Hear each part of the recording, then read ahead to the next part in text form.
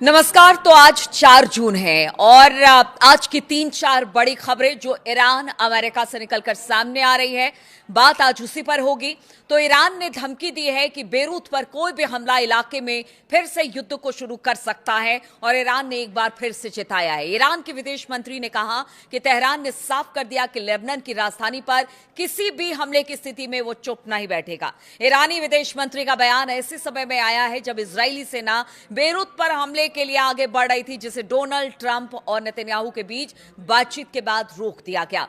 Lebanon के अल मायादीन TV से बात करते हुए आरक्षी ने बताया कि इजरायल ने जब बेरूत पर हमला करने की धमकी के बाद ईरान ने निर्णायक रुख अपनाया था। उन्होंने कहा कि तेहरान ने संभावित जवाबी हमले के लिए अपनी सेनाओं को पूरी तरह अलर्ट पर रखा हुआ था। ईरान ने जोर देकर कहा है कि पश्चिम एशिया में युद्ध को खत्म करने के लिए कोई भी समझौता तभी संभव है जब उसमें सभी मोर्चों पर लड़ाई खत्म हो।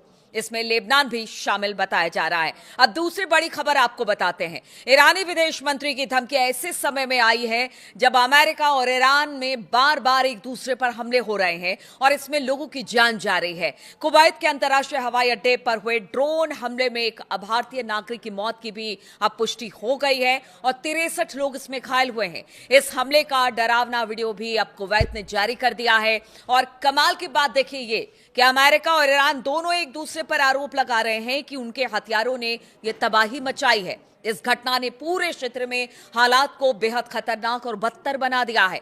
लगातार अब गहरा तनाव इसे लेकर बनता चला जा रहा है। अमेरिका की सेंट्रल कमांड यानी सेंटकॉम के मुताबिक ईरान के दावों को पूरी तरह से खारिज किया है और कहा है कि कुवैत हवाई अड्डे पर हुई तबाही के लिए ईरान जिम्मेदार है। सेंटकॉम ने कहा कि ईरान का यह दावा कि धमाका अमेरिकी मिसाइल इंटरसेप्टर की वजह से हुआ पूरी तरह से गलत है।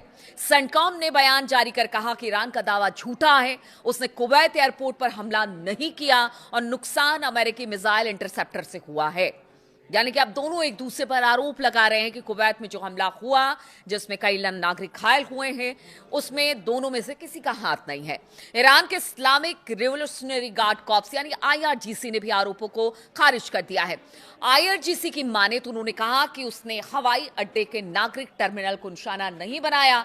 ईरान के तस्नीम न्यूज एजेंसी के अनुसार आईआरजीसी ने कहा कि उनकी जांच में यह पाया गया कि उन्होंने हवाई अड्डे पर हमला नहीं किया बल्कि अमेरिकी पैट्रियट एयर डिफेंस मिसाइल लक्ष्य को रोकने में असफल होकर टर्मिनल से टकराई और फिर इससे जो नुकसान हुआ वो सबने देखा। क्योंकि जो वीडियो सामने आया है, कुवैत ने जो वीडियो जारी किया है उसमें बड़ा धमाका होता हुआ दिखाई दे रहा है और ईरान का कहना है कि ये अमेरिका की वजह से हुआ है। अब आपको बता दें कि इस हमले से हवाई अड्डों को भारी नुकसान हुआ है, उसे कुछ समय के लिए बंद करना पड़ा है। कुवैती अधिकारियों ने पुष्टि की है कि इस हमले में एक भारतीय नागरिक की मौत हुई है और 63 लोग घायल हुए हैं। यह हमला स्थानीय परिवहन व्यवस्था के लिए भी एक बड़ा झटका है। यानी जो आने जाने की दिक्कत जो होगी वो अलग, क्योंकि इसे थोड़े दिन के लिए बंद किया गया रिपेयर के लिए। यह हवाई अड्डा पहले भी कई बार युद्ध के दौरान निशाना बनाया जा चुका है और हाल ही में 1 जून को ही यह पूरी तरह से सामान्य संचालन यहां पर शुरू हुआ था और देखिए 3 जून आते आते एक बार फिर से यहां पर हमला हुआ है। कुवैत के रक्षा मंत्रालय ने कहा कि हमले में 30 बैलिस्टिक मिसाइलें ड्रोन का इस्तेमाल किया गया। उसने इसे ईरान की भयानक आक्रामकता बताया है जिसमें हवाई अड्डे से इमारत को भारी नुकसान हुआ। ईरान ने कहा कि वो अमेरिका के ठिकानों पर अपने हमले इसलिए कर रहा है क्योंकि कुवैत और बहरीन ने अमेरिकी सेना को अपने इलाके का इस्तेमाल करने दिया। ईरान का आरोप है कि इन्हीं ठिकानों से उसके तेल टैंकर और केशम द्वीप पर हमले किए गए हैं। एक और खबर इस बीच आ रही है कि देखिए जो उसका डिस्ट्रॉयर था अमेरिका का, उसको भी ईरान ने निशाना बनाया है और भारी नुकसान हुआ है। तो हमले के बीच में आप देख रहे हैं किस तरह से एक दूसरे पर आरोप प्रत्यारोप चल रहा है। यहां पर शांति वार्ता तो चल रही है लेकिन वो शांति वार्ता खटाई में पड़ती नजर आ रही है। बातचीत रुक गई है लेकिन बातचीत खत्म नहीं हुई है, ऐसा अब्बास अराक्ची ने भी कहा है। लेकिन युद्ध की स्थिति बनती दिखाई दे रही है। ईरान युद्ध के बीच राष्ट्रपति डोनाल्ड ट्रंप के लिए भी अब एक बड़ी खबर सामने आई है। ये तीसरी बड़ी खबर है। यहां पर अगर डोनाल्ड ट्रंप की बात की जाए तो उन्हें बड़ा राजनीतिक झटका लगा है। संसद के अंदर, यानी कि अमेरिकी संसद के अंदर उनकी ही पार्टी के लोग अब बागी हो गए हैं। अमेरिका की प्रतिनिधि सभा हाउस ऑफ रिप्रेजेंटेटिव ने प्रस्ताव पास किया है जो अमेरिकी सैनिकों को ईरान युद्ध से वापस बुलाने की बात करता है। अभी के लिए भले ये कदम प्रतीकात्मक है, लेकिन इसमें ट्रंप की मुश्किलें बढ़ गई हैं। ट्रंप की अपनी पार्टी यानी कि रिपब्लिकन पार्टी के कुछ सांसद भी विपक्षी डेमोक्रेट्स के साथ नजर आए हैं। इससे संकेत मिलता है कि ट्रंप की युद्ध नीति पर अब सवाल उठ रहे हैं, और ये सवाल अब से नहीं, जब से युद्ध शुरू हुए हैं तब से उठ रहे हैं। अमेरिकी प्रतिनिधि सभा ने बुधवार को एक प्रस्ताव पास किया जिसमें अमेरिकी सैनिकों को ईरान युद्ध से वापस बुलाने का आदेश दिया गया। ट्रंप की रिपब्लिकन पार्टी ने के जो 4 सांसद थे वो डेमोक्रेट्स के साथ मिलकर इस प्रस्ताव का समर्थन किया। यह प्रस्ताव 215 और 208 में पास हुआ और अब ये सीनेट में जाएगा, लेकिन अंत में इसे राष्ट्रपति के वीटो का सामना करना पड़ेगा, यानी कि ट्रंप के एक वोट से ये प्रस्ताव गिर जाएगा। लेकिन आप समझिए, अगर ये प्रस्ताव आया है तो मन में जरूर जो कांग्रेस है वहां की, उसके मन में यह जरूर है कि जो कर रहे हैं डोनाल्ड ट्रंप वो ठीक नहीं कर रहे हैं। डेमोक्रेट्स के विदेशी मामलों की समिति ने एक्स पर एक पोस्ट किया है और लिखा कि ये डोनाल्ड ट्रंप को अमेरिकी जनता की तरफ से एक साफ और जोरदार संदेश है कि अब ईरान में उनकी बहुत अलोकप्रिय और गैर कानूनी युद्ध को खत्म करने का समय आ गया है। यानी कि अब अमेरिका और खास तौर पर डोनाल्ड ट्रंप को ये जो लड़ाई है ईरान के खिलाफ उन्होंने छेड़ रखी है उसे बंद करना पड़ेगा। देखिए, जैसे जैसे नवंबर के जो मिड टर्म चुनाव है वो नजदीक आ रहे हैं, ट्रंप की राजनीतिक परेशानी बढ़ती नजर आ रही है। इसलिए ट्रंप है कि वो किसी फैसले पर पहुंच ही नहीं पा रहे हैं। बातचीत की बात करते हैं लेकिन दूसरी तरफ से हमला भी करते हैं, लेकिन ये उनके लिए परेशानी का सबब है।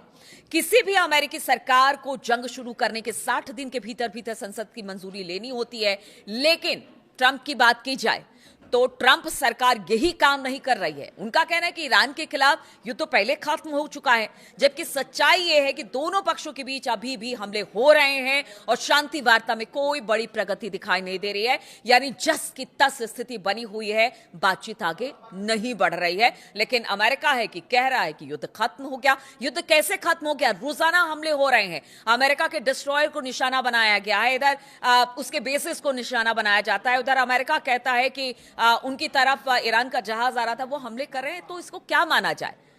अब देखिए, अमेरिकी हमलों से पहले अब बात करते हैं चौथी बड़ी खबर की। तो ये सब तो अपनी जगह स्थितियां अभी भी बिगड़ी हुई हैं, लेकिन खबर ये आ रही है कि अमेरिकी हमलों में पहले दिन जान गंवाने वाले ईरान के पूर्व supreme leader Ayatollah Ali Khamenei के लिए 3 दिन के अंतिम संस्कार का कार्यक्रम अब उसकी घोषणा कर दी गई है।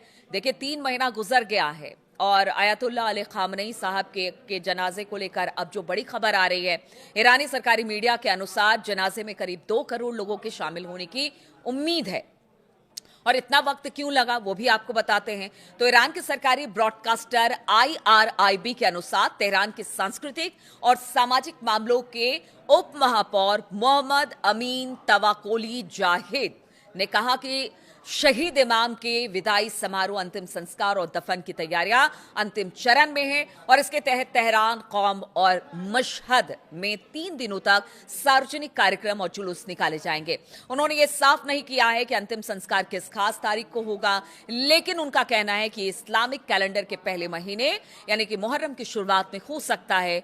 तवाकोली जाहिद ने कहा कि तेहरान में अंतिम संस्कार का कार्यक्रम कम से कम 24 घंटे तक चलेगा। उन्होंने बताया कि राजधानी में करीब 2 करोड़ लोगों के शामिल होने की तैयारी की जा रही है।